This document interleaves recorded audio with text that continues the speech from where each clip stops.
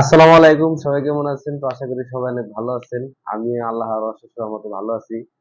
তো আজকে আমি নিজের হাতে খিচুড়ি পাকাইছি, জানি না কিরকম হয়েছে, আজকে প্রথম পাকাইলাম। তো যাই হোক, জীবনে কোনোদিনও এই খিচুড়ি পাকাই নাই।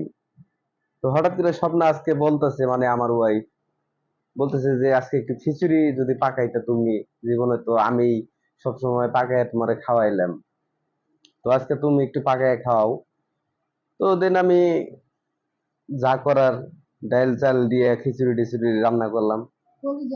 হ্যাঁ, কলিজাও দিছি। তো যাই হোক, এখন কিরকম হবে সেটা আমি জানি না। এগুলা আমার জন্য এই মুরগির পা, কলিজা এগুলা রান্না করছি। তো যাই হোক, এখন আপনারা সবাই আসেন, আপনাদেরও মানে আমি খিচুড়ি খাওয়াবো, আপনাদেরকে দাওয়াত দিলাম। তো যদি কোনোদিন মানে আমার বন্ধু বান্ধব বা কেউ আসে আমার বাড়িতে থেকে, সবাইকে আমি খিচুড়ি রান্না করে খাওয়াবো।